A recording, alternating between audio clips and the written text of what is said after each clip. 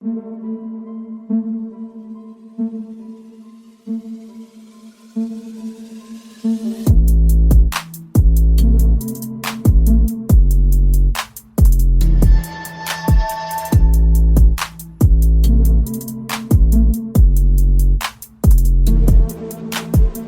and welcome to the Dominique Wilkins episode of the Hoop Theory Podcast, aka episode 82, which is in honor of him being selected in the 1982 NBA Draft. My name is Logan Wertman, recording this one on the evening of Tuesday, April 30th, and as usual, I am joined by my aggressive co-host, Jacob Roth. Jacob, how does it feel to be on the Dominique Wilkins episode?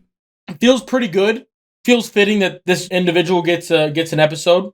Yeah, really good one. I feel like there's very few episodes where it doesn't feel fitting. There's a couple of them that you're like, okay, it seems a little weird, but this is not one of those. This one is definitely not. Definitely deserving of an episode, and looking forward to it. We got a good one. Oh, my camera decided to have a blur attack, but we're good now. So, yeah. So, Dominique Wilkins, though, he's one of those that I had to check to make sure because it felt like, he probably has had his own episode, right? But no, he wears jersey number 21, which, obviously goes to Tim Duncan. So there wasn't really an opportunity for him to get one before, other than maybe career high, but I think that might have been taken by somebody else or something like that.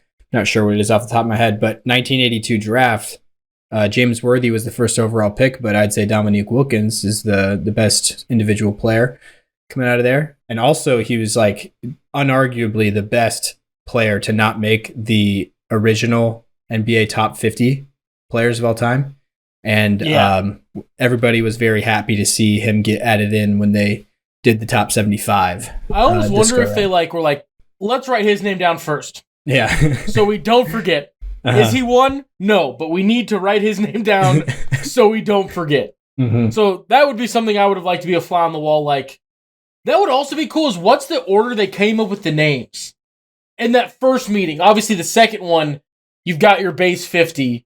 Mm-hmm. And if you have the 50, you're locked in, right? Or do they kick people out? They technically were not locked in, but everybody that made the top 50, everybody that made the top 50 were voted in again in this go round. I think that might change for probably not for the 100. Maybe.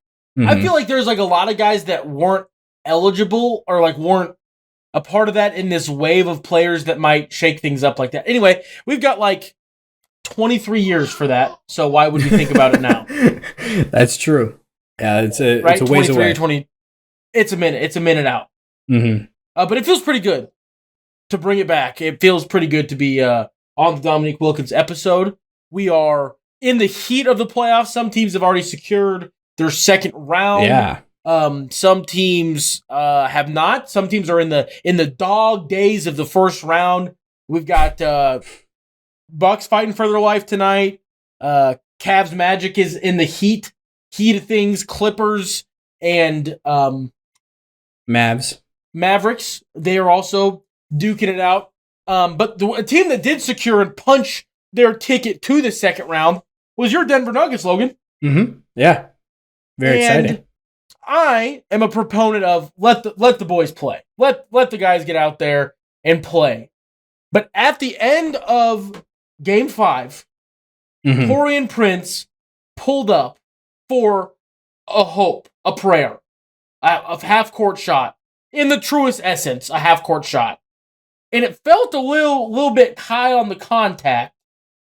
Yeah, so, I would agree. And I get it's playoffs, and I get that half-court shots, buzzer beaters, are kind of in like the same territory as like Hail Marys in football, where like the contact's got to be kind of egregious mm-hmm. for it to go. Yeah, which I don't think it was like egregious, personally. But I don't either, but I feel like in that situation, you blow the whistle, I think. Really? If his arm didn't get catapulted, I think so. If his arm didn't get catapulted? Like catapulted where the momentum was forward and then it stopped on another entity. Oh, so you do think so? Like it should have been. I get why there wasn't. It's playoff basketball. It's like, but it's also, I feel like that was quite a bit. I don't know. Yeah, I honestly are people talking about this because I have not heard anything about this. Yeah, like I mean, I don't go on Twitter or anything No, I like haven't that seen that like much. a ton of it. Okay. I just feel like it's worth Did noting. like players bring it up in the post game at all? No. No. The only person that I saw bring it up was like in the call, Jason Kosmicki, the Nuggets sports cast guy. Do you know what I'm talking about? No. Nugget Sports The Cast. altitude play-by-play guy. His name is Jason Kosmicki. No, it's not. It's wow, I'm forgetting. Chris Marlowe is the play-by-play Nuggets. The guy. radio has been affiliate since, of altitude, maybe? Maybe it's the radio, yeah. The guy that I know is the Nuggets play-by-play guy, which is the radio half. I think it's like 92.5 altitude. Oh, okay. Anyway, his name's Jason Kosmicki. Fun fact, he's a Nebraskan. He's from Alliance, I think. Anyway, doesn't matter. He was like, in his call was like, take that L and take that foul with you, or take that no call with you, or take that whistle with something to that essence. And I didn't really think anything of it because of the moment. But then after that, I heard that. I went and I watched it a couple times, and the contact was like, I get why it's playoff basketball. You don't call that, but it was also, it just felt weird. I don't think it is a hot topic of debate, because I also think that everyone acknowledges that the Nuggets would have had their way in overtime, and it doesn't impact anything other than more minutes. Yeah, who knows, but I'm not, other than maybe the momentum of that, the free throws, and he'd have to make all three or two for it to matter at all three for it to. But I just thought that it was because I don't remember who the defender was, but it's pretty much Jamal. I think off the top of my head, feels like it was Jamal. I felt like Jamal was way. Anyway, doesn't matter. It could have been. Yeah. Well, it was so because Taurean Prince essentially caught it on the Nuggets logo. I combined logo and Nuggets. Anyway, the Nuggets logo, and then turned to shoot, and then as he went forward, a Nugget just kind of softly speared him. At the very least, on the landing, it was like a shoulder. Yeah, at the very least, he was directly definitely in his landing zone. At the minimum. Yeah. Which it was like a heave, so it's not like your normal jump shot motion. It's like he's going forward with his momentum, Taurean Prince is. And he kind of met him right there and like I said, half court heaves at the buzzer are the same territory as Hail Marys in football, where it's the rules exist, but it's got to be pretty arm gets chopped type of thing. Mm-hmm. But I just didn't know, you didn't think anything of it when the shot went up. You didn't even little. I thought for a split second, that looked a little physical, a little bit, a lot. And I felt like maybe I could definitely see LeBron in a post game interview or somebody talking about that. So I was like, I wonder if I'll see something about that later. That's KCP. It's KCP. Okay, 5, right? He's KCP's 5. Mm-hmm. Yeah. So that would make sense. But I thought that maybe I would hear about it later from players complaining or something like that. And I thought they would have, somewhat of a point. But I honestly, even when you said, we were texting about, planning this episode before, and you said that you wanted to open up with Nuggets Lakers and you wanted to play devil's advocate. And I was in my mind, spoils that I'm making this all up and it's a facade. It definitely wasn't a foul. That's playoff basketball. Grow up. You started it off by saying that you tend to lean that way, It's definitely playoff basketball. I just was. If there's a universe where that gets called, if it was like a Steph proper pull up and then KCP ran into him, that would be different. But like you said, it was a lunge forward shot. Mm-hmm. So it would have been really tough to make that call there, and actually give them. I kind of wish there was something in between, but then if it's something in between, it doesn't even matter. Or they ultimately blow the whistle and they can check or something. Or get one free throw, but then if they get one, it doesn't even matter at all. Yeah. So because it's tough to be oh, you kind of fouled him on a half court shot that had very little chance of going in, so they get 3 free throws. You know what I mean? That feels a little. Because then my thought is just get the heck out of the way if you're the Nuggets. It doesn't matter. Yeah, I will happily if Taurean Prince forces us to go 6 games by nailing that because we don't contest it hard enough. I'll be bummed, but I can okay.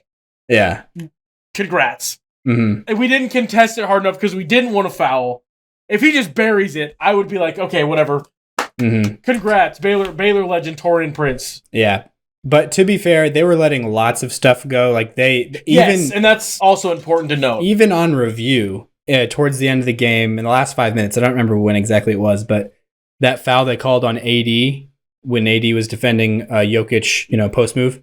So they called that initially a foul, and then the Lakers challenged it, and they changed it to that it was a clean block because all the contact on the body and with the offhand was not. I think the referee, the term he used was it did not affect the play, which is like, what? I don't know if you can say that very confidently. That kind of bothers me that you can say that confidently. I'm okay with saying that ultimately isn't a foul, but it is very inconsistent with the way the NBA has been called for years. Yeah. And also worth noting, you brought up the last 2 minute report. There was only one incorrect no call. Or one incorrect call in the last 2 minutes, according to the last 2 minute report. And it was when Aaron Gordon went up for a layup, and then Austin Reeves, the Great White Hope, grabbed his arm and then dropped. Yeah. Like a cannonball. Mm-hmm. That was the only incorrect no call. Yeah, I remember that play. Mm-hmm. And I pulled it up. The Caldwell Pope is in a legally obtained position when Prince's momentum causes him to drift forward into Caldwell Pope as he releases his jump shot attempt. So it's exactly what you said. Because it was kind of that launch, it was the correct no call. Or launch into the defender who was in a legally obtained defensive position. So I just wanted to touch on that. And I think that this is a good segue to just jump into the Lakers and that matchup. You've made it through. Whew. There was a couple close ones. You had some all-time games. But in terms of Nuggets side, probably NBA history, because it was a first round game, but Jamal Murray is permanently in Nuggets highlight reels. Oh yeah, twice.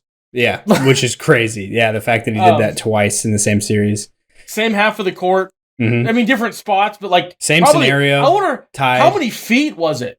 That's what was it close to the same? Because they were both kind of mid twos. Yeah. Oh, yeah. About distance, you're saying? How many feet it was? Because it was probably pretty close to the same, honestly. They were different. Because one of them was near the far side. It was on the right. On the right side. The other one was on the left. This past one was on the left. And a lot less deep, if I'm remembering right. The first one felt like it was deeper into the. He was pretty much shooting from the corner three, except it was a mid range. This one did not feel that deep. I don't think the first one was quite that deep, but it was kind of like the Kawhi. Maybe a little bit closer than the Kawhi fading out of bounds one. Yeah. But not quite as toward the baseline as that either. It was still a little bit, diagonal still. But yeah, Jamal's just, in the fact, I was not surprised, especially at the first one, because of how hot Jamal was leading up to that play. He had made the same last 7. Yeah, and he made the same exact type of shot 3 plays before that. And so when it went in, it was just this, it was crazy, but I also was just I was expecting that to go in. And then this past one, it was a little bit more surprising, but I still was right before he shot it, I was he's going to do it again. I feel like he's going to do it again. And he did it again. And what's weird is Jamal had 2 game winners in this series. And I think you could argue he might be second, but I feel like he was probably the 3rd best Nugget in this series. Yeah. Behind, obviously, Jokic, but Michael Porter Jr. was just an animal all series long. I love that. I love seeing that. I also do think that it is worth noting the valiant efforts of Aaron Gordon defensively. Yeah. Because I feel like when LeBron was going Super Saiyan, I'm in the GOAT conversation mode, Aaron Gordon slowed either the build up to it or made it rough on him and wore him down, even though it was only 5 games here. I feel like that is worth noting as well. And the other outside, and on top of that, when he wasn't slowing down LeBron, it was because he was on AD, slowing down AD.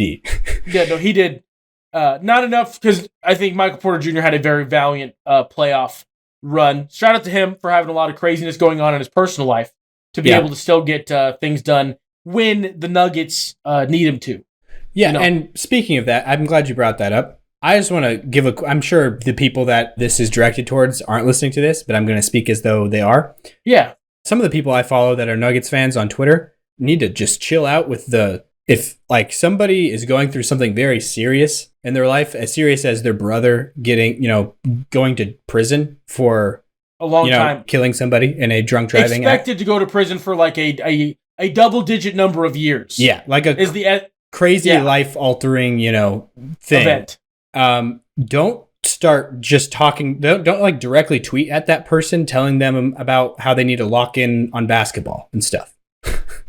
Like, just don't do that. It makes sense if he wants to do that. If he like he did, he said what he's doing is to just zone that out and just lock in on the playoffs and everything. That's completely fine if he chooses to do that. Lean on his teammates and just go in. Yeah. But as Nuggets fans, we should not be saying, "All right, Michael, let's just hunker down and lock in." Like, just forget about all that.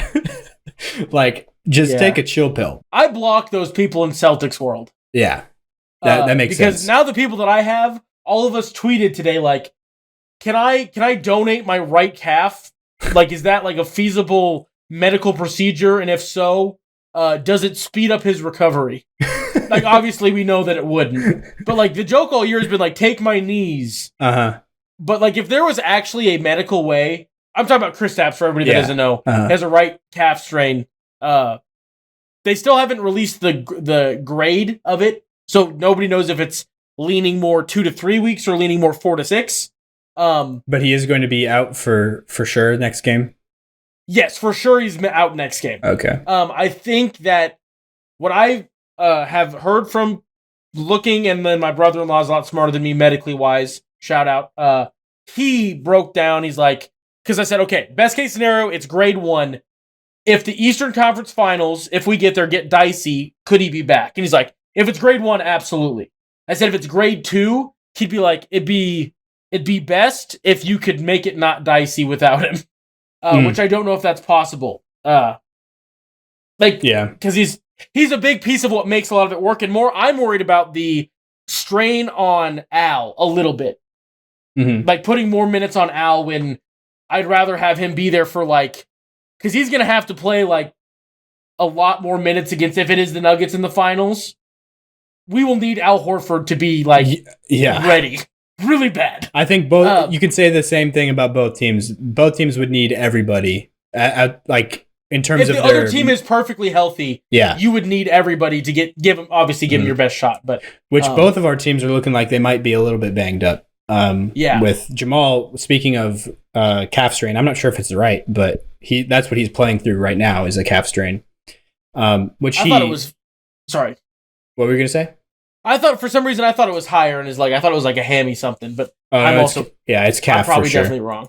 But that's also an injury that he suffered toward the end of the regular season, and it's just kind of ongoing. So I don't think this is a new one, at least.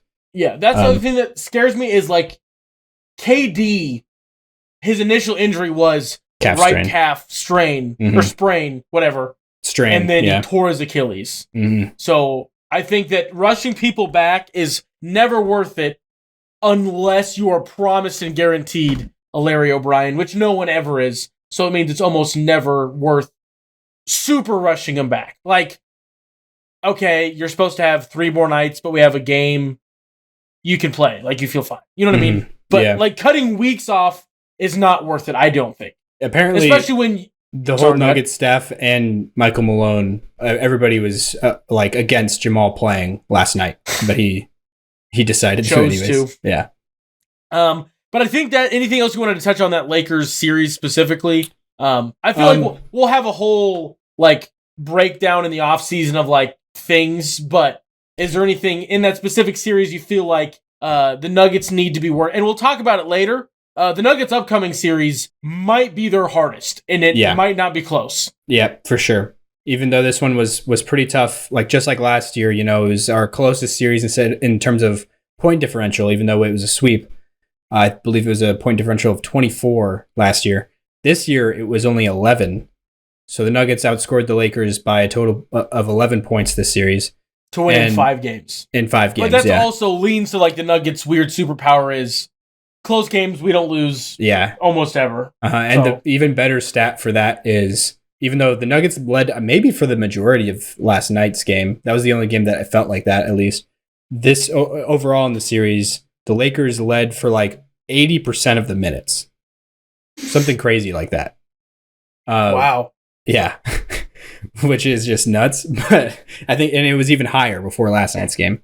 It's like the Nuggets were only in the lead when it really mattered at the very end. So that's just kind of wild to think about. But the other thing, though, I would like to touch on before we close out this series is the Lakers side of things. With like, if you would have told me that we would have got like a full like 5 games of just great AD performances on top of just, 5 games straight of great LeBron performances, like I would have been like, that sounds like a really tough series, which it was. It was. Just because the final says 4-1, it still was a tough series. It's just wild that even with, the Nuggets having injuries with Reggie Jackson, KCP, and now Jamal, all of them are playing through them, and then Jamal not having the best series for most of it in terms of his shooting, we were still able to pull all those games out, playing against like 2 of the greatest players of all time, doing their absolute best. So that's just pretty wild to think about. And Jokic is just putting together, like every series, it feels like Jokic plays in the playoffs, he's like putting up every other player's like masterpiece of a series. Yeah. You know what I mean? Like every couple games he has like that type of, it's not necessarily, but it's close. It's every other game, or it's crazy. Mm-hmm. Like this series, he averaged 28, 16, and 10. And he had 2 Sombor doubles as well as 2 triple doubles. And Sombor doubles, for those who don't know, are when he has 9 assists and, above 10 of the other categories. A triple double where you're an assist short. Yeah. And then the other game, he had 7 assists instead of 9. So that's how ridiculous each game was. And also, one of the Sombor doubles he had was a 20-20-9. It was 25, 20, and 9. That was last night. And then he had the other 27, 20, and 10. So game he's one, very right? close to adding. That was game 2. Was 27, 20, and 10. Game 1, he had 32, 12, and 7, I believe. So it's just every game that he puts up, it's like something just wild. And, he almost had another one of those 20, 20, and 10 games in the playoffs, which he's the only one who's had more than one of those, and he has 4 by himself. So it's just a wild journey to go on being a fan of that guy. And I'm loving every minute of it. So hopefully it continues. Hopefully we can go to a game, obviously in the finals, if that is what happens. But I really want to convince you to go to a Minnesota Timberwolves game. It won't be that hard. It'll just be finding a time that it works. Yeah. Mm-hmm. The desire is not missing. It is definitely there. We need to see figuring out the Edwards. scheduling. Mm-hmm. No, yes. And I'll take my buddy's Ant jersey that I got him, and I'll wear it. Just kidding. I don't know what I'd do. I'm not actually. I do know what I would do. I would for sure scour both of the rosters for a Celtic and buy their super on sale Celtics gear. Maybe I'll get like a Jeff Green Celtics shirt, and I'll wear that even though he's not a Nugget anymore. He is in spirit. Anyway, moving past that, we've already dabbled in it a little bit. We talked about KCP a tiny bit. We talked about Jamal and the other Nuggets that are banged up. Injuries. Unfortunately, when we look back into the NBA 100 season, remember that great 2024 finals? The Celtics won it in 7. The whole playoffs was plagued with injury, as we're seeing a lot of them kind of play out tonight even. Just to name a few, like Joel Embiid, multiple Giannis, injuries Dame, with him. Yeah, Giannis, Dame. I'm missing a giant one. Well, Jimmy I guess Butler. Jimmy Butler. Yeah. Mm-hmm. KP. Zion is out now.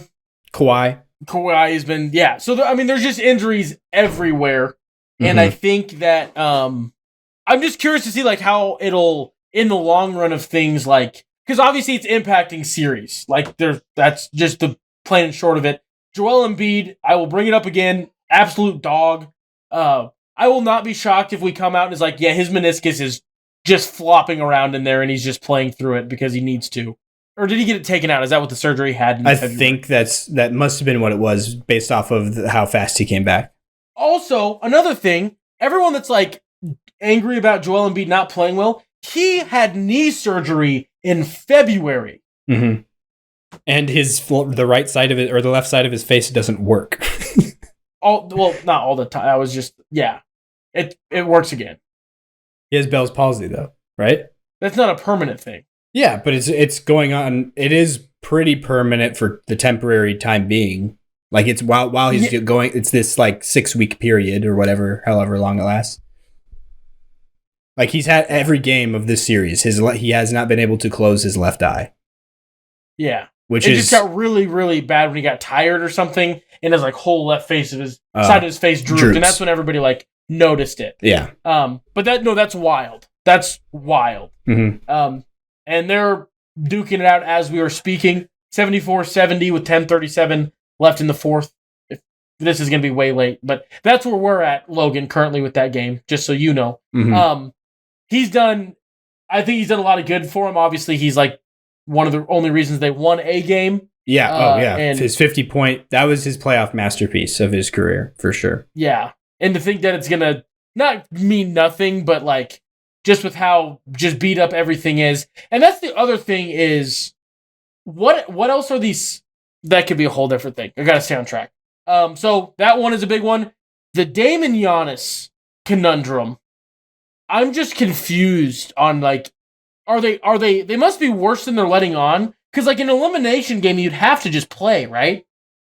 Unless you can't. Yeah, I would think. Or unless they're just throwing in the towel also. Like, they don't think they can do it this year. Like, even if they do win this series, they don't. Then you get, you just have a lot of mountains to climb still. Mm-hmm. And that makes sense. The Jimmy Butler one, I think, is, like, very clear and obvious where that is detrimental to the Heat. It required a franchise historic night to even get one game from the Celtics, and the other three have looked identical to each other in the fact that it wasn't really a close game. Celtics send out like some of the bench guys. The Heat hit a couple threes. It looks closer than it actually was. And that's just how every game has been rinse and repeat outside of game 2, where the Heat shot. You gotta throw the stat out there for people again, because it's insanity. 23 for 43. No, that's better than that. I might be wrong even. I was like all confident because I looked at my numbers earlier. That sounds right to me. It was in that range for sure. They took over in the 40s and they made in the 20s for sure. Was what it was, which is very, very wild. Especially with them, they're like not a high 3-point shooting team at all normally. Yeah, and Terry Rozier is another guy that is out that is hurting them. I don't think he'd be enough to like tip the scale necessarily alone. Josh Richardson is another guy, but probably even less important. It was 23 for 43. Yeah, 23-43. But yeah, that is pretty wild. That sounds like a game the Celtics have had multiple times, though, this season.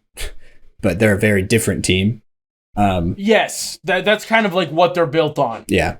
And it was also one of the worst offensive performances we've seen Kristaps and Green.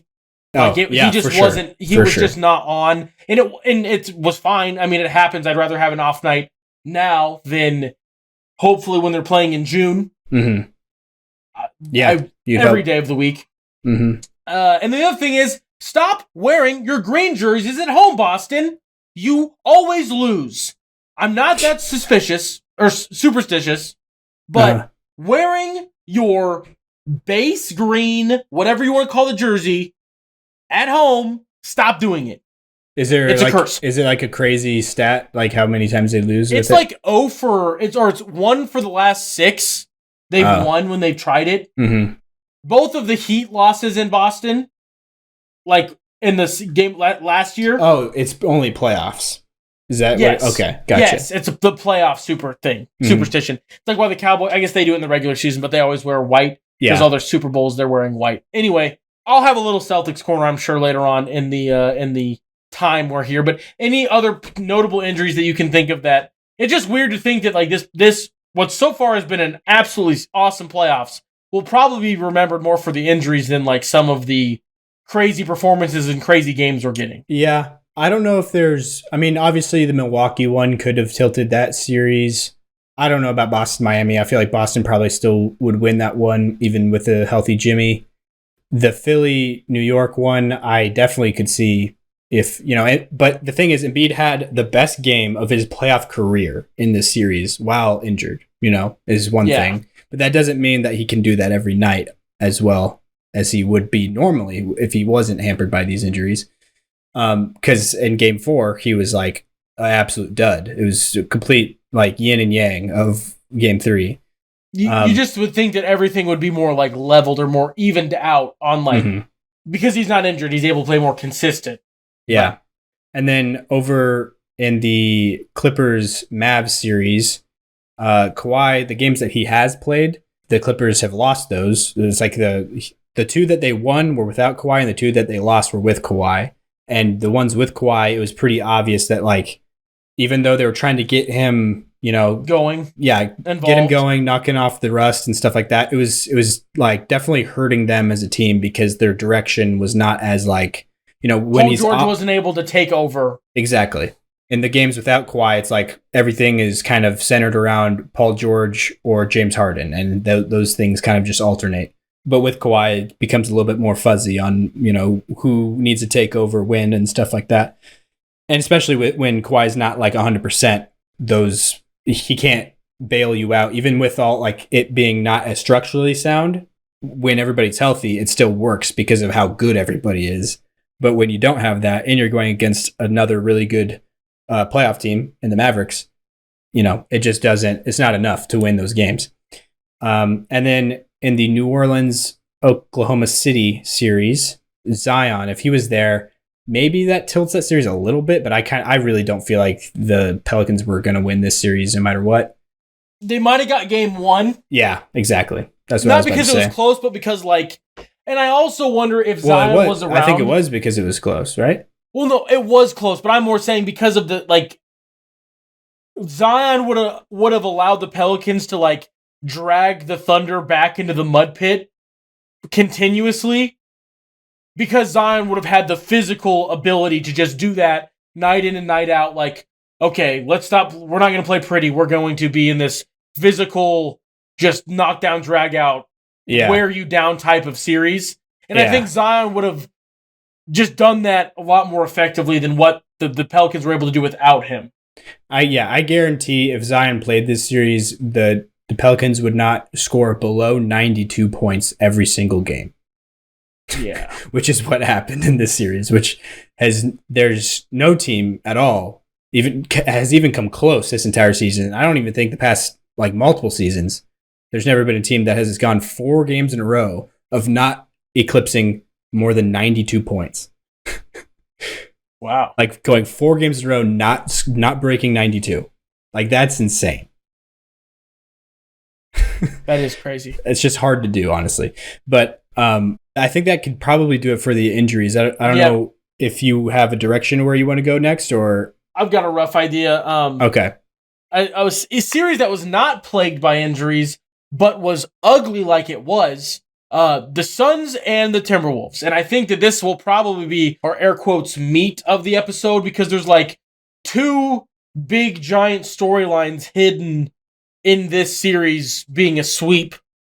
And that's like, one, we'll start with the not as fun if you're the fan of this team. The Suns, like, what happened?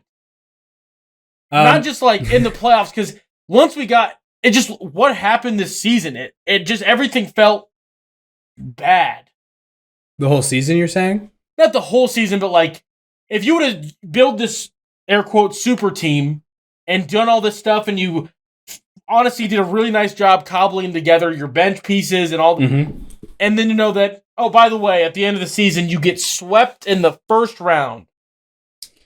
Yeah, it's pretty tough. Obviously, it's like when you look at it, they are in just a loaded West, and they just faced probably the second best team in the Western Conference, which not enough people were on that early. Like we both should have been. I don't know why we were considering the Suns to win the series, but I guess I'll get to that in a second. Phoenix, like what you were saying, this whole season, I was not expecting them to get like a home court seed, really a top 4 seed. Maybe at their ceiling, I could see them getting like the 3 seed is what I foresaw. Just because like those 3 players, KD, Booker, and Beal, and then on top of that, their next 2 best guys going into the season were Nurkic and Eric Gordon. All 5 of those guys are like an average of 50 games played a season over the past like 5 years. You know, like they just don't play a whole lot. Booker's a little bit higher than that, but still, he's missed a good portion of a lot of seasons recently too. And so it's like I just don't see them being healthy enough with their guys that are being paid the big bucks, you know, to win that many games in this loaded West. And so getting the 6th seed was honestly a pretty good outcome, honestly, in my opinion. Obviously, when you're trading for Kevin Durant and you have Devin Booker and Bradley Beal, you're hoping for more than that.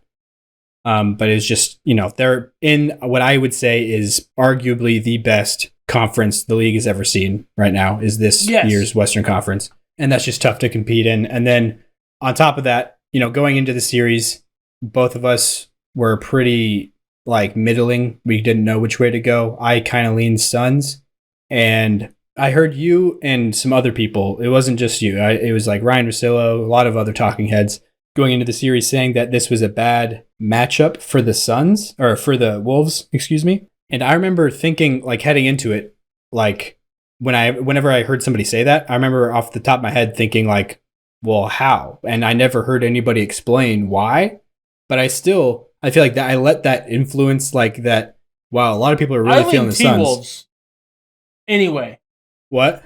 I thought it was a bad matchup for the T-Wolves, and I leaned T-Wolves anyway.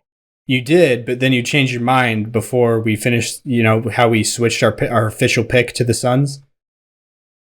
That same episode? Because I let you sway me. But yes. I didn't revisit. You were the one who re-brought up the whole series and were like, I think we need to change that pick. Remember? Because you were like, you started going like, we went through a whole different series. And then I know, but the things you said made me you didn't like keep pushing like, oh, I think we should swap. That's not what I said. I was more saying thinking about like the things that you were saying was like, yeah, and what made me the double back on it. And the other thing that when I said like the bad matchup for the T-Wolves, it's more that it was the worst matchup for the T-Wolves out of all of the bottom 4. Okay. Is more what I like, because I think the T-Wolves would have rather played all of the other teams. Like they would have rather played the New Orleans Pelicans, for sure. Yeah, they would have rather played. Honestly, maybe even the Lakers with how they match up. I feel like they would all be okay with the Lakers. I just feel like the Suns, in terms of what they do well, was the team they didn't want.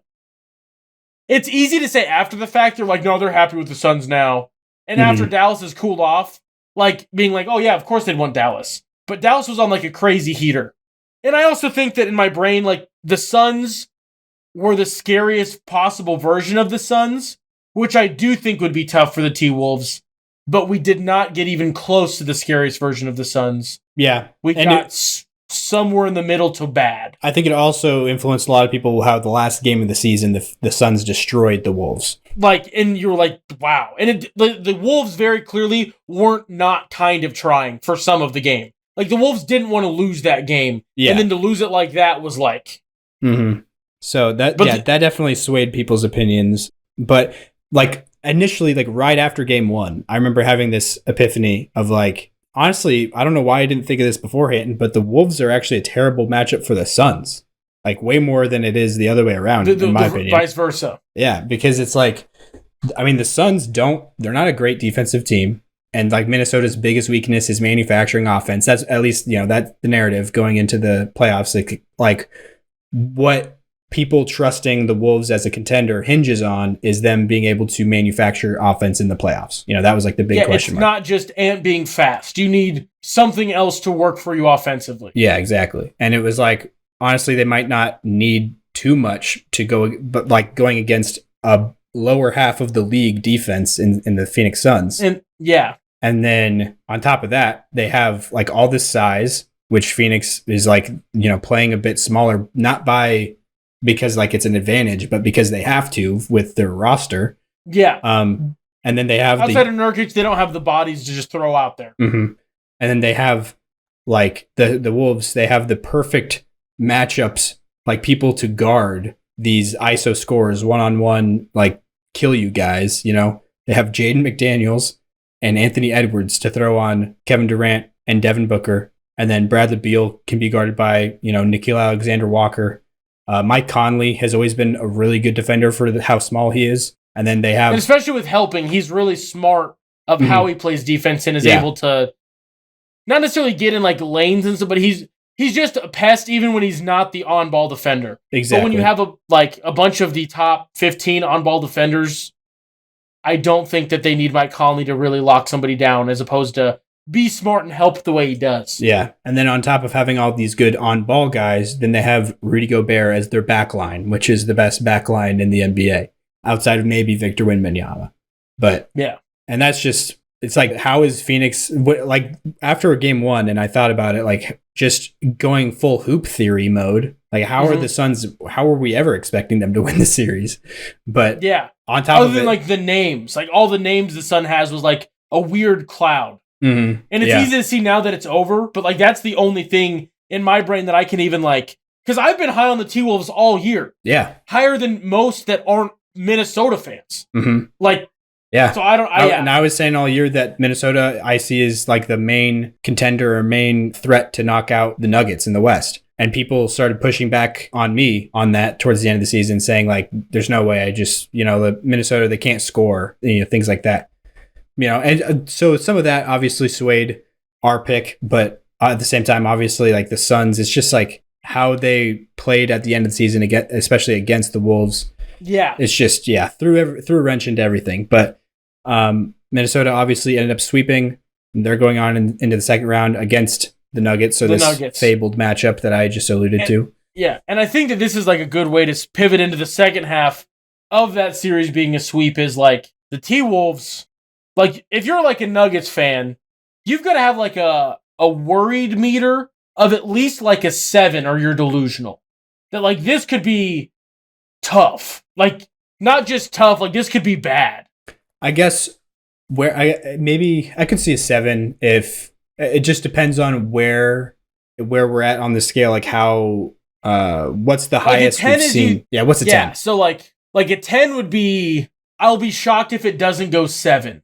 Oh, so it's not even that you feel like you're going to be destroyed. Okay. No, because I don't think the Nuggets should ever get to that level. So I guess if maybe I move my number to like a scale, like if a 10 is you think you're going to get swept, the Nuggets at the minimum should feel like a 5. Like this is going to be a battle.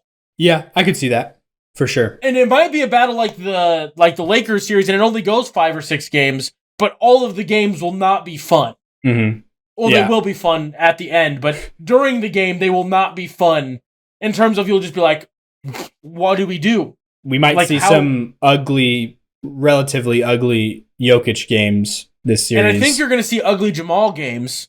And this is the thing where Michael Porter Jr. is going to need to like double lock in. Mm-hmm. And Aaron Gordon is going to be like, I can turn on my offense, which he can. I'm not saying he can't, but like that is not a want of Michael Malone. It is going to be a need. Like, Gordon, I need you to like do a lot of things because Jokic will still get numbers, but it will be not as efficient as we're used to seeing because of what they've built in Minnesota. Yeah, by former Nuggets GM. All right, shout out to that guy, Tim Connolly. Yep, Conley. Dang it, I forgot his last name. I knew it was Tim, but I couldn't remember. Anyway, and then you've got, as I think you're the one that said this, God created a human to guard Jamal Murray, and his name is Jalen McDaniels, and that's who it is. Mm-hmm. Like, that is just this archetype robot built to deal with Jamal Murray. And then you've still got so many pieces that work. Yeah. And they're not really struggling with injuries either. They've got everybody pretty healthy. Outside of their coach, which that's a big... I kind of heard what happened. He might not be on the sidelines. He tore his patella tendon. How? Somebody ran into him. And like when you're an older guy and like an NBA guy runs into he just tore his patella tendon. Patellar, yeah. Their kneecap. Yeah. Mm-hmm. Yeah. That's like that's a borderline career-ending injury for a player. It's a very serious injury. So it's surgery in between rounds, but it'll take up to a year before feeling normal. So Mike Conley was guarding Booker down the sideline and trying to not guarding. Booker was guarding Conley down the sideline and like Booker or Conley tried to flick it out to keep it in bounds, and Booker just kind of ran with his arms up down the sideline, and Finch didn't get out of the way, and it was tough. But he's getting surgery in between rounds, so I bet you Chris Finch wishes the Nuggets, for no other reason than it gave them like another day or two to like get to normal, would have lost. Because did they give an official start date for that series? I have not looked at that yet, but I thought about looking at that today. Is it Tuesday? For some reason, I thought I saw two. Oh no, that's the Thunder series. No matter what happens, game wise, the next or Tuesday next week will be the start of the second round Thunder matchup. Okay, so what day would Game 7 be on for Clippers? It has to be Sunday, then I'm guessing. Yeah, it would have to have a day between, I would think. So that must be Game 7 of Clippers Mavs, which I kind of feel like we'll probably see a Game 7 of that series. Judging based on how that series has gone. Not to jump over there. They go back and forth, yeah. But I'm double checking that if you want to talk about the Wolves. Yeah, because Chris Finch and Tim Connelly, it's weird how the Wolves are really just like a spawn of the Nuggets in a way. Like this Nuggets era that has formed.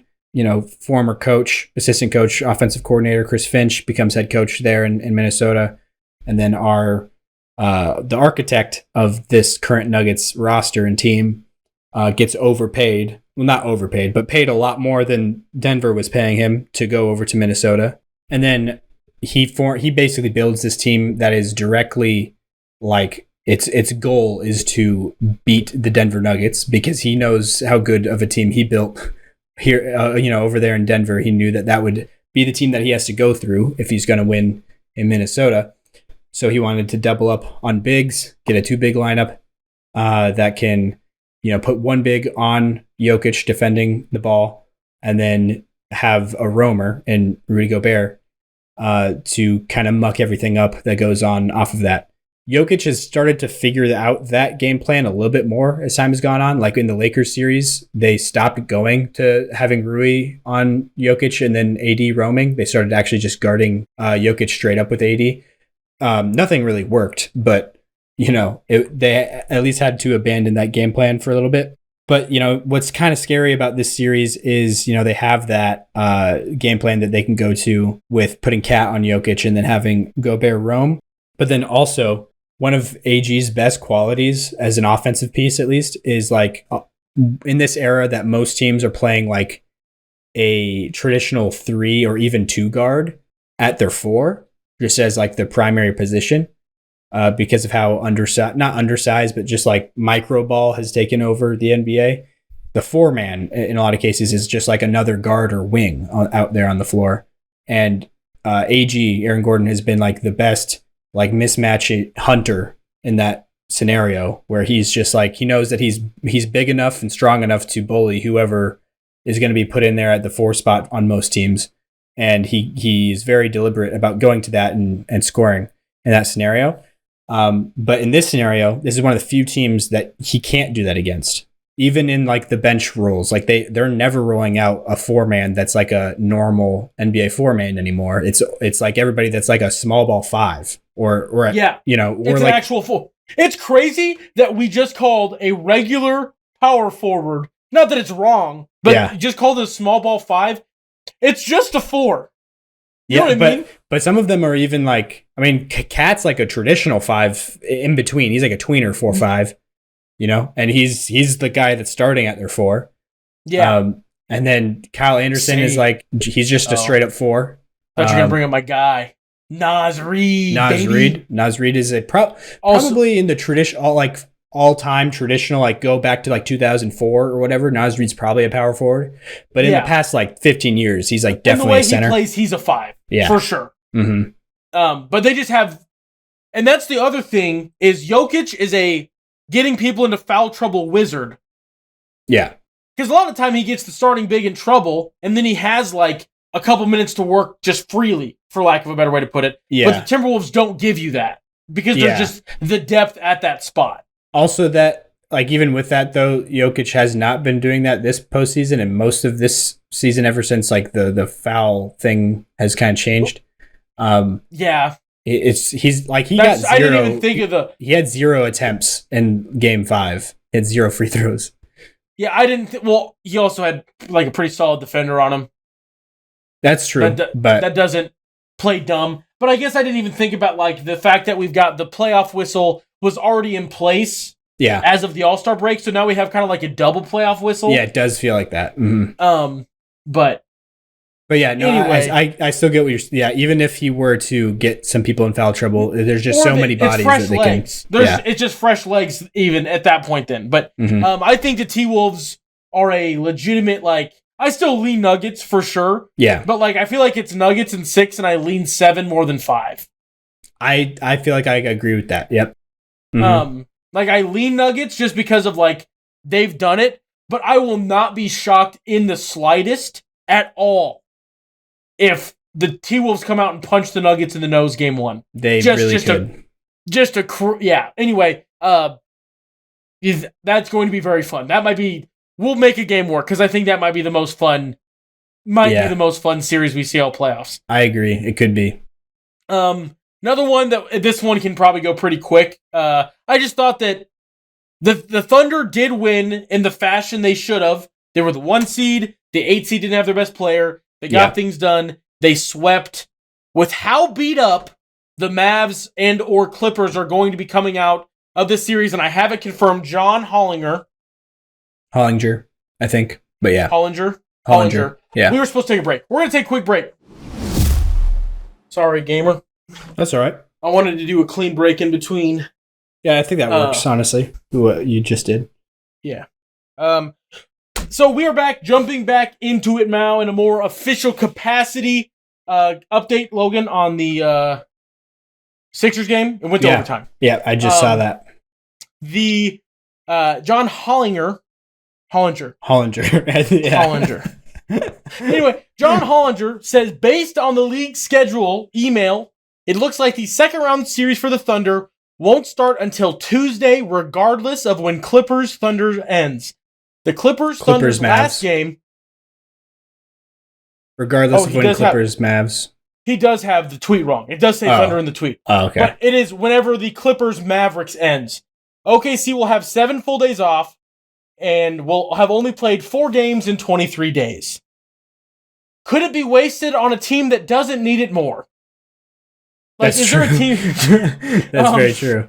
But anyway, the last game, Game 7, if necessary, would be on Sunday, May 5th, meaning the Mavericks and or Clippers will come out of a 7-game series, get 1 day off, and then have to head to Oklahoma City to play the youngest team in the playoffs. That has essentially had a full off season for their bodies. Yeah. They get a whole week off. They've craziness, but that is the NBA scheduling.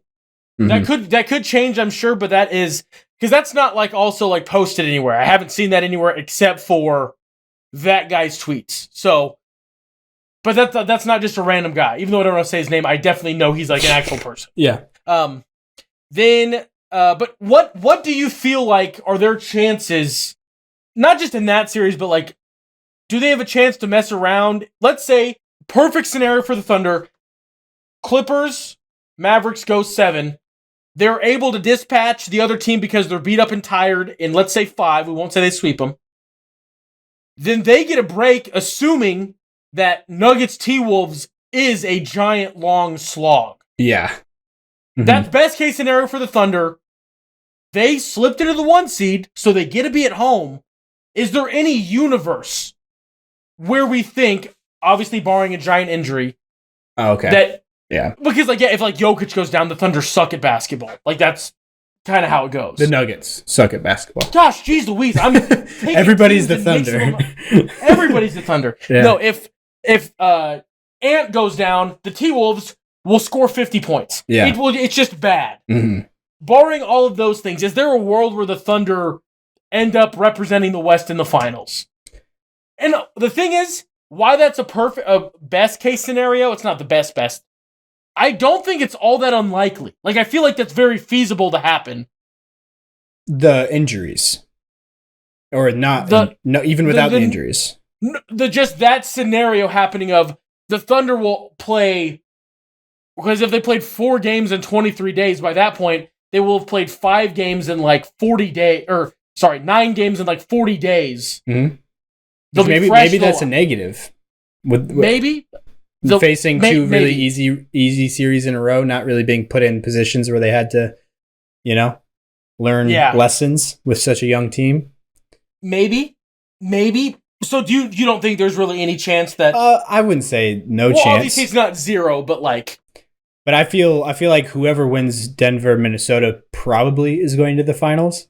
Is going to be the betting odd favorite to go to the finals out of the West. Yeah. Really without question. Especially if we're taking major injuries out of the equation, like the most major, like Jokic and maybe Jamal, we'll toss him in there. But I could see definitely if like KCP is out, and probably something on top of that would have to be even out for me to feel like the Thunder are favored, the favorite, and not just able to do it. Yeah. Mm-hmm.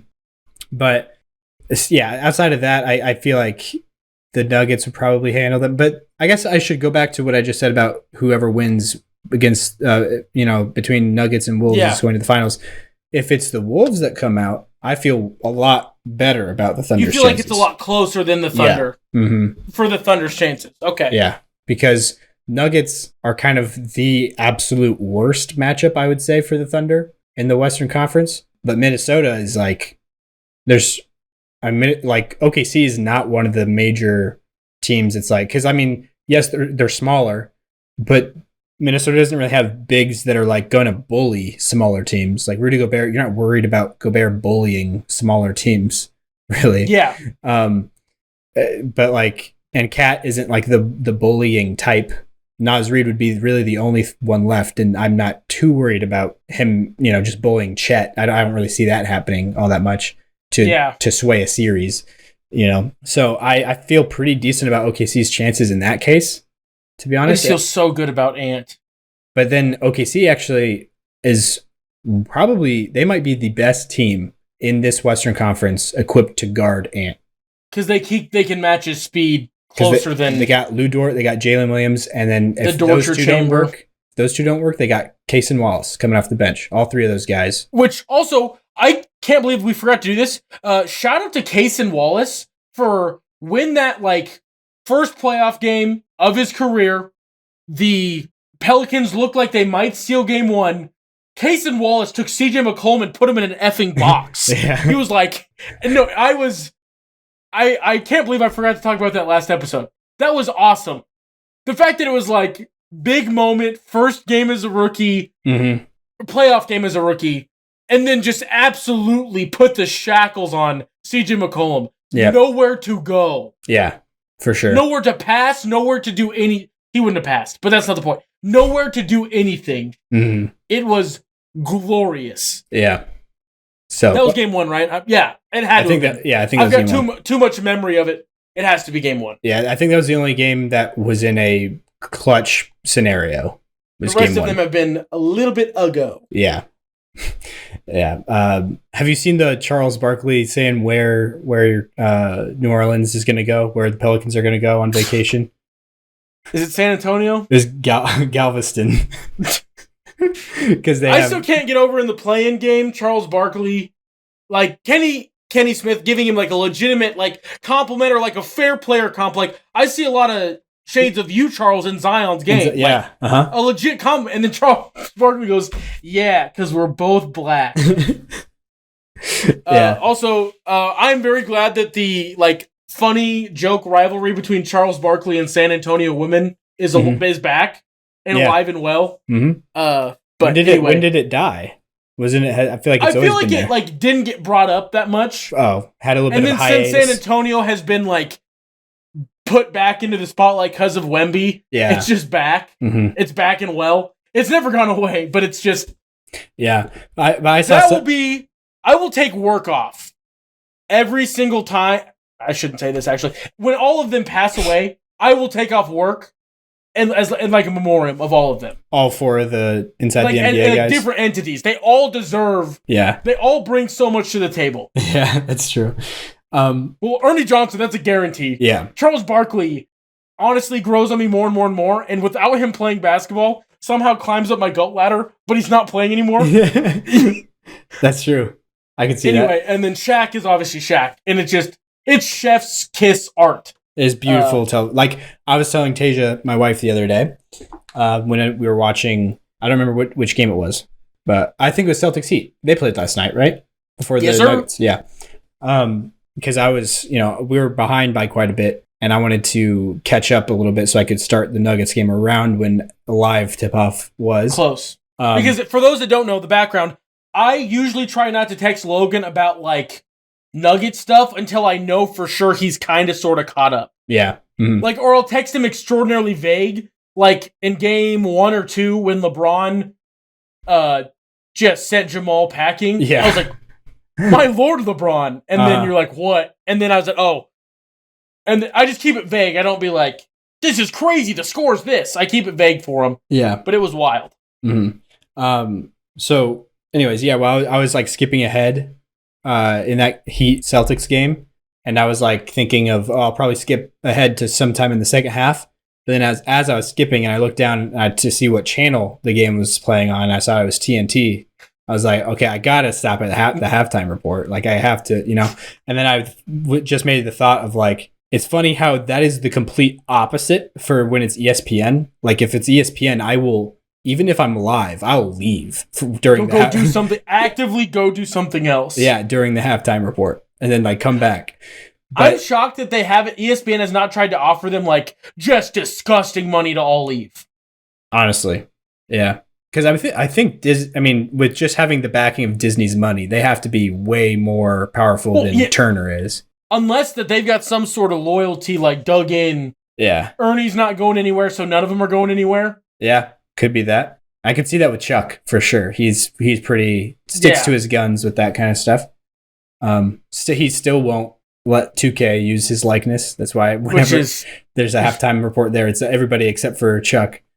Because he wants them to pay all of them $1 million each for, I don't know if it's like a per thing, but yeah, I'm not sure exactly.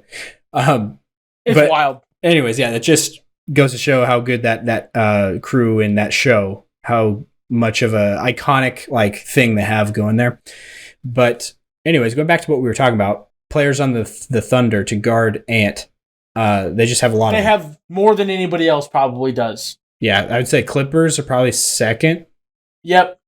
Out here in the West, but they don't have as much of the speed. They have more of the size that can handle it. Yeah. Yeah, so that would be interesting to see. We are going to be doing our funnest teams to watch draft, and I almost want to remove Ant from the Timberwolves and give him his own like pick, because just him is just it's so a cheat much code. Fun. Yeah. He just is like an actually good at basketball version of Keisei Tominaga. You can tell he just loves basketball. Not in how they play. I'm talking about Keisei's not an NBA player. That's what I mean by actually good. But like personality-wise even, I can kind of see some They overlap. just love basketball. Okay. They play joyfully. Yes, that's the only point I was trying to hit with it and round things to Nebraska basketball, because why else would I do anything? It's like they both just like everything.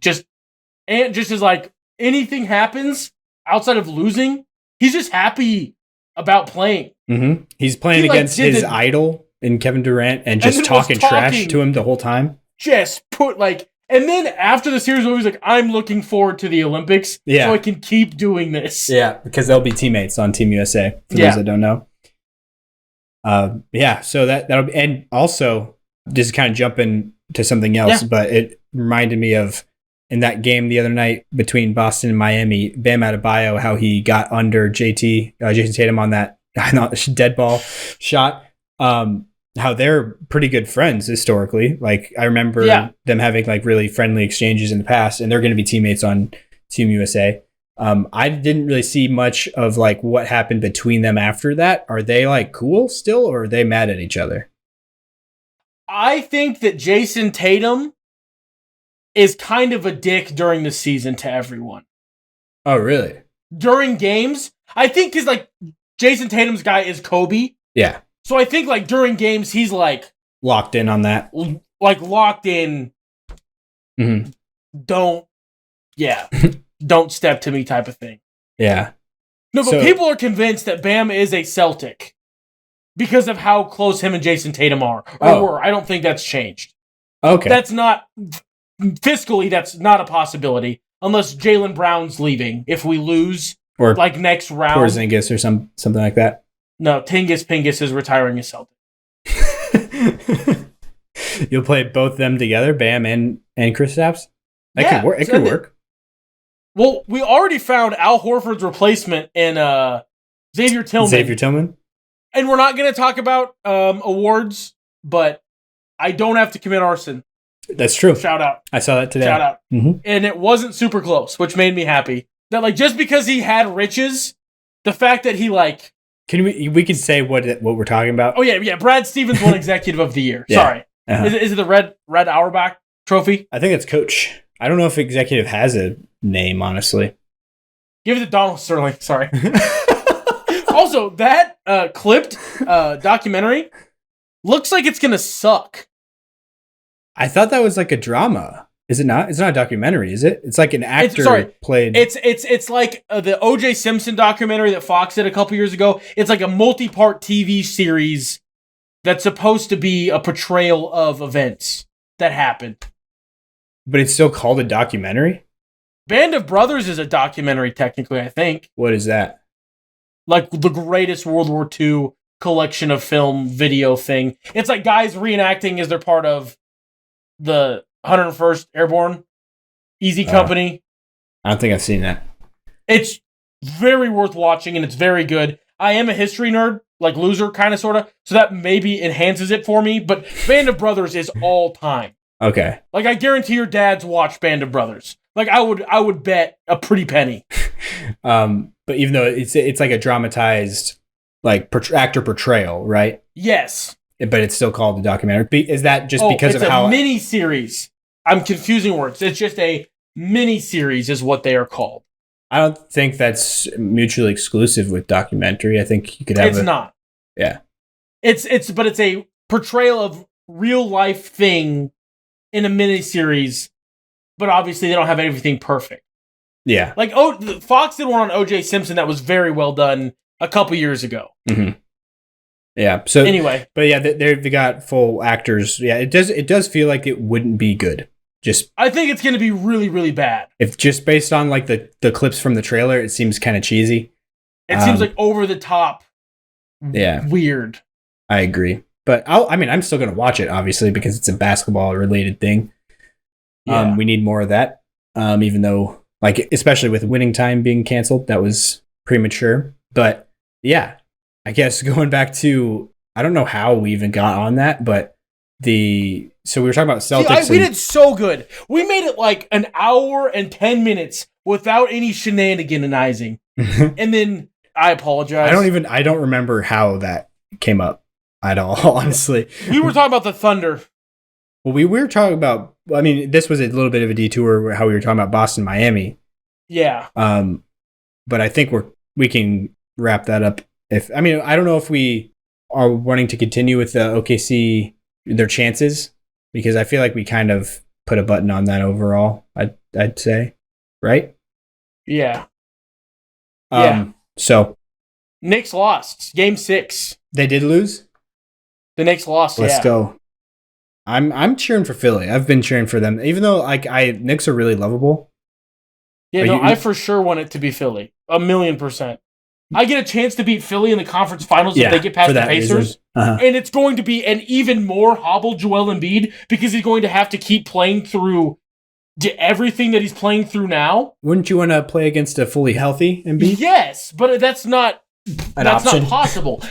In a perfect world, I would play 2K with injuries off. Yeah. And honestly. I would get the Heat with Jimmy Butler and Terry Rozier, and I would get everyone healthy. Mm-hmm. The Celtics will play everyone in a one-game series, and they will gauntlet through the whole NBA. A one-game series?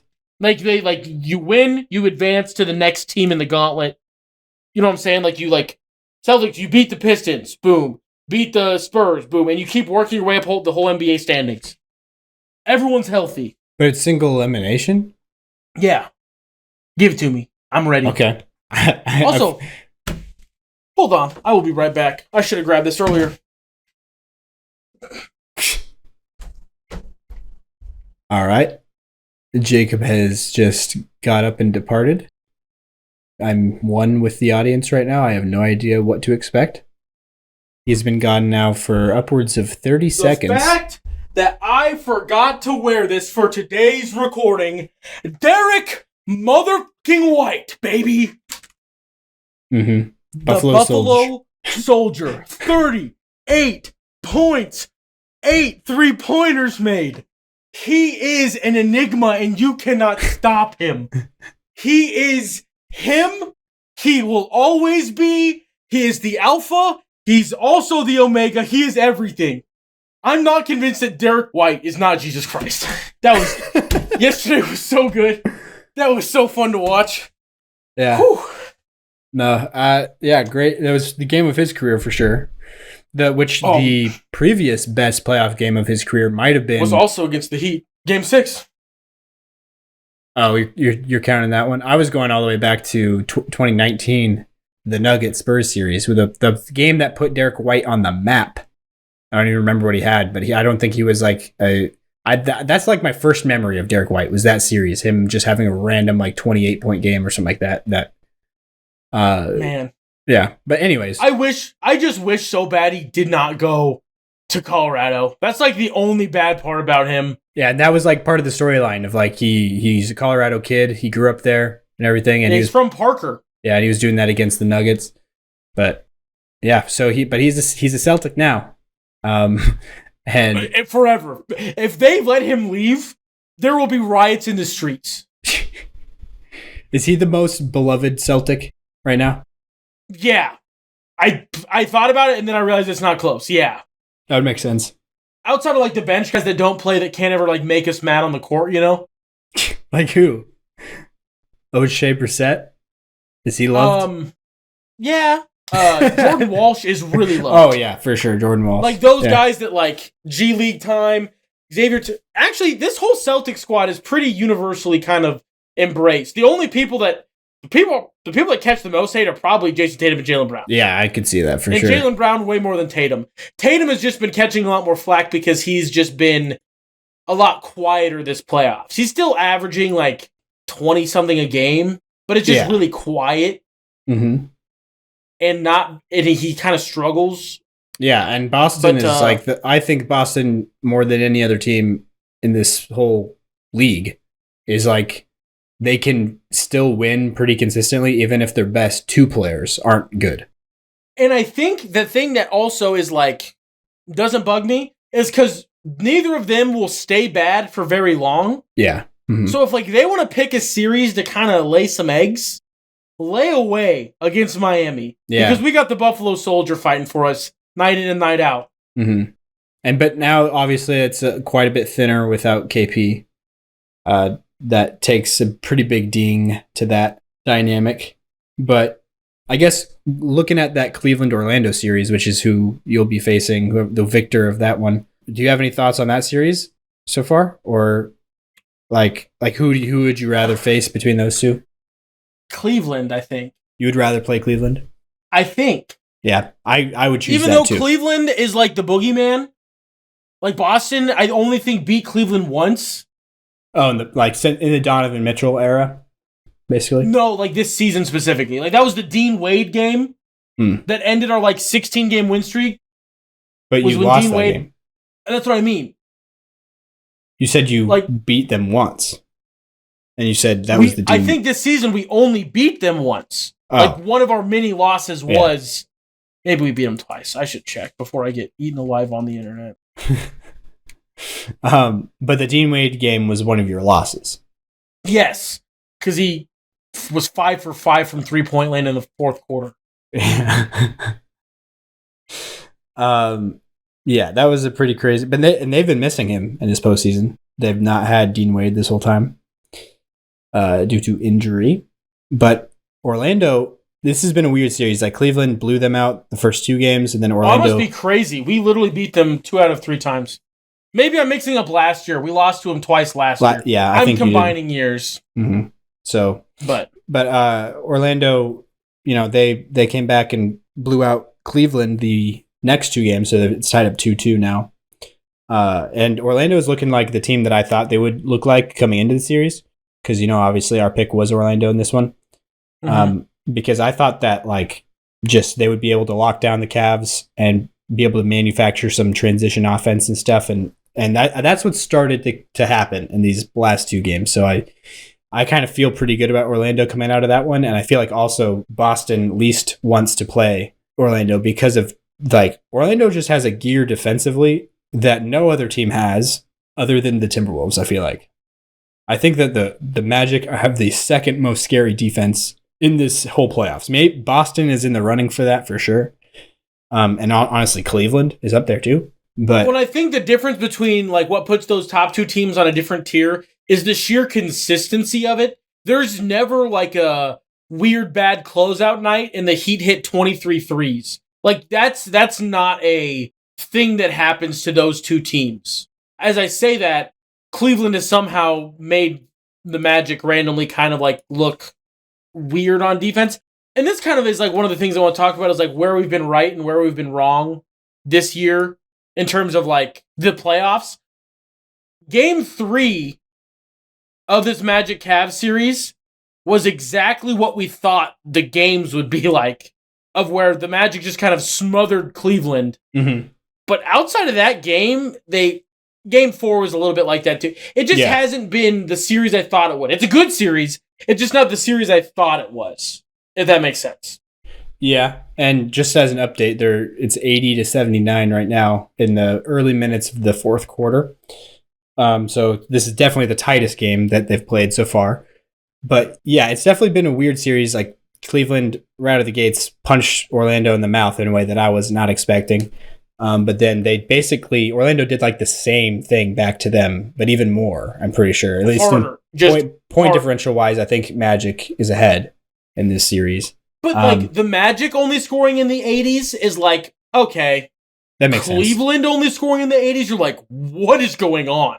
Honestly, based off of I don't know if they scored in the 80s last year at all, but they definitely were very grogged down offensively in the playoffs against the Knicks. And that was kind of part of our prediction, or at least mine, of why we thought it could go that way. Yeah, because then playing against a really tough defense like that might be able to slow some things down, hone in on stuff that Cleveland is kind of like a one-trick pony in some ways, even though they have a good amount of talent. It's just it's everything on offense is coming through their backcourt. Those 2 guys. And then outside of that, they don't have a lot of other options because they're limited spacing with Jared Allen and Evan Mobley, the 2 non-shooters playing together. And then what really swings things for them, because of when you take away everything, then all that's left is that 3-man who's in there, that guy being able to consistently make catch and shoot threes. And then this series, they really haven't, whether it's been Max Strus, George Niang, Karis LeVert out there, any of those guys. Dean Wade would be in that spot theoretically if he was healthy. But yeah, none of those guys have really been consistent from beyond so far this series. And so that's been a big key point of the Cavs' struggles, especially in games 3 and 4. But yeah, so that's why I just feel pretty good about the Magic closing this one out. Very young team that is it's just such a fun team. I love the size on that team, all across the positions, just so much grit on defense. A lot of talent. Franz Wagner had his welcome to the NBA playoffs last game with a 36-point game, I'm pretty sure. So yeah, I guess that will probably do it for that series, unless you have more thoughts there. Nope.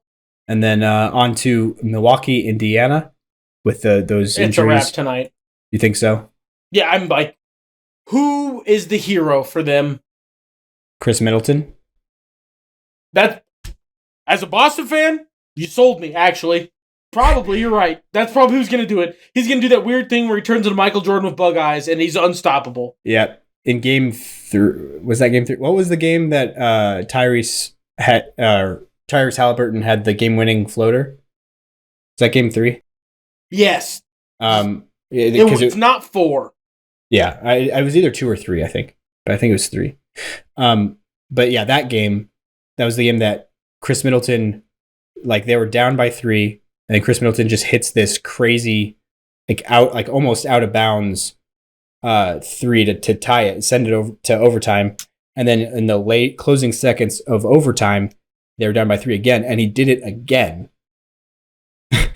And then Tyrese was able to hit that floater there on the last play, which he completely shook Pat Bev out of his boots, which was that play was just so fun to watch, because I just love guys that like Tyrese Haliburton, that you can see that he's clearly very he's thinking the game while he's playing it, and he's coming up bringing the ball up the court, and Miles Turner is up there to give him the high screen, which is a very common action they run.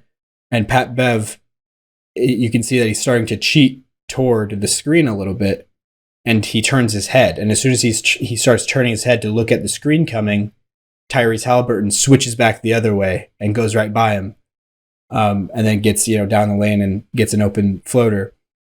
So plays like that is just really fun to watch. Even though Tyrese Haliburton has not been his best self for a while now. Yeah, we haven't seen it since All-Star break. Yeah. If not even before that. Mm-hmm. So, but even though we haven't had a lot of that game, especially towards the end, it was good to see Tyrese kind of reach back into that bag a little bit. But yeah, if the Bucks are to stay alive, I think Chris Middleton has to have a huge game. Not just a big game, but a huge game. And Bobby Portis also would have to go off for sure. Brook Lopez, everybody just has to bring their A game. They're playing Gallo minutes now. That's kind of in 2024. It feels like they're kind of reaching for something now. Not quite as bad as the Heat. How deep on their bench they were kind of pulling guys recently, like Patty Mills and stuff like that. Who's honestly been the scariest player of the series. Yeah. Well, since he started playing. Yeah, when they started playing, and you're like, he's going to just do something crazy. Mm-hmm. He's so fast. How is he so fast? He's so old. Still. Yeah. And he's so old. And he's so fluid with everything. Mm-hmm. What happened to the Spurs Patty Mills that, my brain was yeah, he's a pretty good passer. Not this, I'm a flamethrower, fear me. When did this change in my brain? I think he's always been a flamethrower, but maybe just because he was wearing a Spurs jersey, you assumed he was more of a team basketball, type of guy. But he's always been just a flamethrower at the point guard position. Yeah, it's just terrifying. Mm-hmm. But yeah, so Tyrese Maxey had 46 points tonight. Yeah. Wow. Second highest in the Garden in ever for an on the road team, a team traveling into Madison Square Garden in the playoffs. 46 points in the playoffs. Yeah, that would make sense.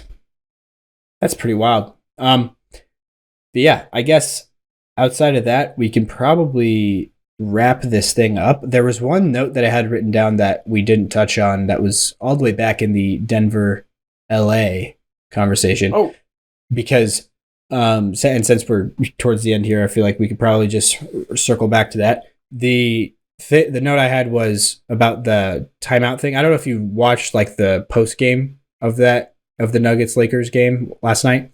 Mm-mm. Yeah, you're probably in bed because it's a West Coast game. But so Charles Barkley was confused on why the Lakers lost their last timeout, even though they won their challenge.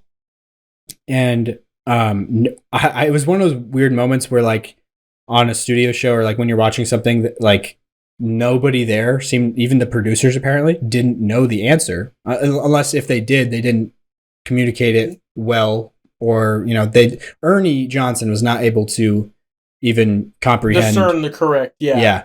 So because when they came back from commercial break and they had an answer, basically Ernie was just even they made their challenge. You need a timeout to use your challenge, and so then they don't get another challenge or a timeout, even though they won it. Which is it's a somewhat true explanation, but it's not really the answer that Chuck was really looking for. The reason why they didn't get their timeout back is because since they added this rule this year, which is in addition to the challenge rule, is now you're able to have 2 challenges if you win your first one. In the past, it was you get one challenge, and if you win it, you retain your timeout. You get your timeout back. Now it's if you win your challenge, you get another challenge, and you get your timeout back. But on the second challenge, you lose your timeout regardless. It gives you the ability to challenge 2 things if you are cooking, but you lose your timeout. Yeah, just on the second one. So that was the whole reason why the Lakers lost their final timeout.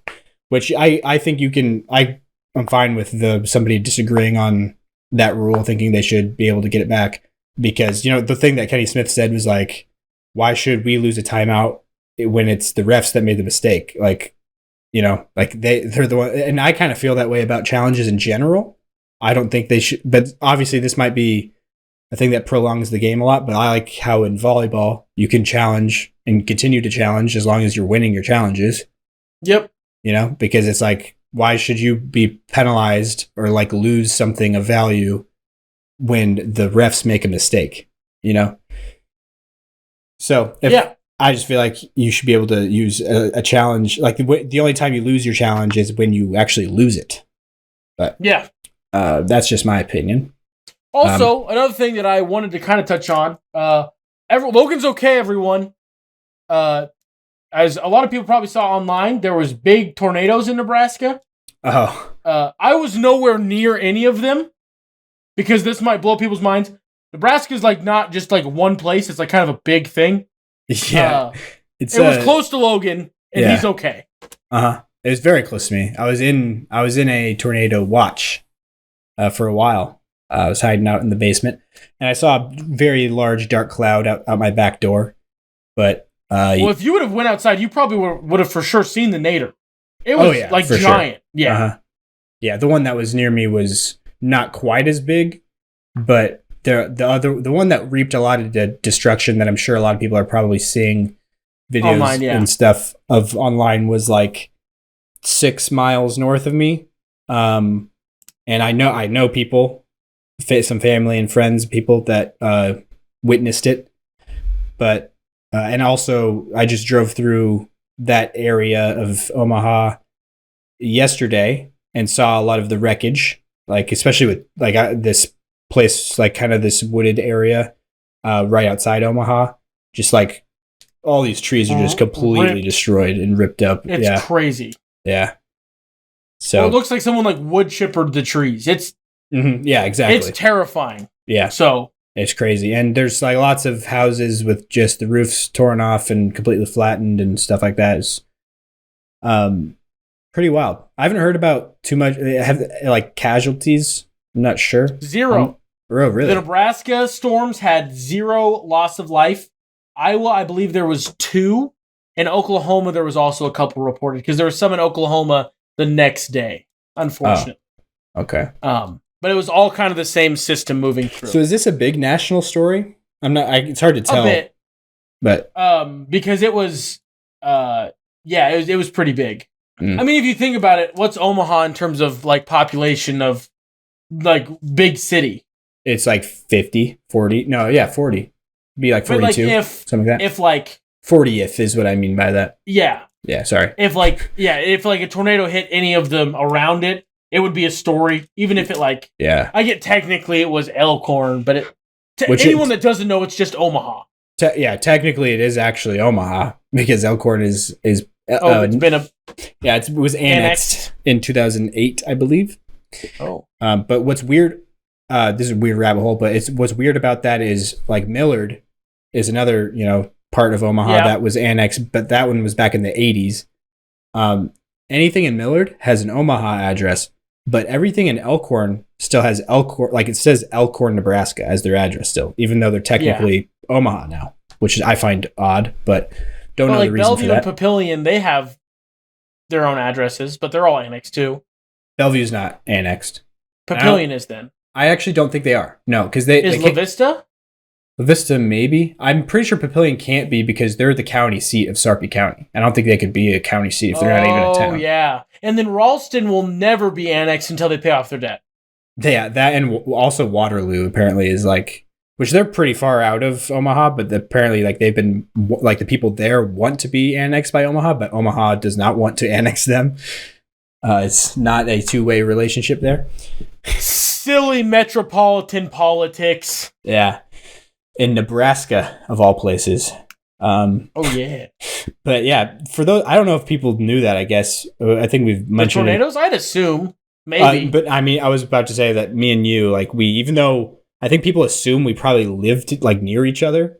Yeah, we would record in person if it was like an hour drive. I would just drive and go see, but it's not that close. Yeah, it's like a strong 3 hours. 2.5, 3 hours, yeah.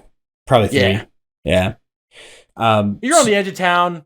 I'm on the wrong side of town now, though. I'm on the west side of town now, so it's definitely 3. Mm-hmm. Yeah, so not a very, just quick trek to make. And yeah, so even though Nebraska, people don't really think of it as a big place, I think it's above average or around average of a state in terms of total area. Like compared to the East Coast, it's definitely a lot bigger. Yeah. I live where no one lives, though. That's like the thing. It's like you're like the only part of Nebraska that people know where it's at, Lincoln, Omaha. That's true. But in terms of Nebraska, though, you're in a pretty highly populated area. Like 5th, I think. If you don't count all the Omaha thingies, I think we're 5th or 6th. Bellevue, I believe, is 3rd biggest. I think it's Omaha, Lincoln, Bellevue, and Grand Island is 4th, I think. Yeah, probably. I think Kearney's got to be up there. With Hastings, probably around the same level. Yeah. And those are all together, the Tri-Cities, right? Is what they call them? Yeah, it's like the Tri-City area is Grand Island, Hastings, Kearney. Yeah, they make a triangle. Yeah. Well, there's a little bit of Nebraska corner for everybody to enjoy or skip over, I'm sure. We got swept by Creighton in baseball. Really? Irritated, yeah. Bye. Patreon, coffee. I'm angry. Let's wrap it up. I'm mad now. I didn't even think about it. I saw the final. We suck at baseball. Stupid. I didn't know you cared enough about baseball to get mad at it. Just because Creighton? Get irrational about Nebraska anything. Yeah, especially when it's the Creighton Blue Jays. Also, we are so good at football. Oh, you gamers are not ready. You are not. We are going to go like 10-2. The world is not ready for Nebraska football. I feel like I hear this all the time. No. Is it different this time? We have the number 1 recruit of quarterback. Like, that's a thing that happened. Mm-hmm. And he is, as advertised, a dog. We're going to be good. They haven't played a game yet. They played spring game. Oh, they did play the spring game. And our defense was top 15 last year. And our offense, it felt like our defense maybe took a little step down, but our offense, like, matched. Like, our offense is just leaps better. Anyway, let's wrap this puppy up. Yeah. Because we did a pretty good job staying on topic today. A lot of good NBA stuff. Yes. So one thing that I forgot to mention, this is with wrapping up, though. Mailbag. We need to do that. And so this will be something I can clip out and put onto social media. We are going to start a mailbag here pretty soon. We'll have an email address set up for that. I will set it up. I'll put it on the screen or in the description of this clip that you're watching. Or maybe both. Yeah, probably both. So you'll be able to find that there. So please email your questions in to the show, and we will have either a whole episode or just, at least a segment going through some of those questions, whatever we get. I know that we'll get at least 1 or 2 because I've already gotten a few DMs from people just saying that they had questions or, things that they would want us to do a video on, basically. And I was like, well, we're going to do a mailbag. So we've already got some people lined up for that. So just definitely, send in your questions. We will try our best to answer them and give, thoughtful, fun commentary, conversation that will get spawned off of that. Some of them might end up clips, I'm sure. So yeah, do that. And we will talk to you guys next time. That was kind of the outro of that clip. Moving on to the rest of the outro. On Spotify or wherever you're listening, please follow the show, follow the feed, rate the show, do it 5 stars, whatever you want, but preferably 5 stars. That would make me feel the best. And then on YouTube, subscribe. And on Patreon, go over there. It's patreon.com/hooptheory, as well as buymeacoffee.com/hooptheory for one-time donations. If you want to help us out, keep making content And all the links to all this stuff should be found in the episode description as well as the show description wherever you're watching or listening to this. And lastly, I would like to just thank everybody for listening or watching, whatever you're doing. Please stay happy and stay healthy. We will talk to you guys next episode. Peace!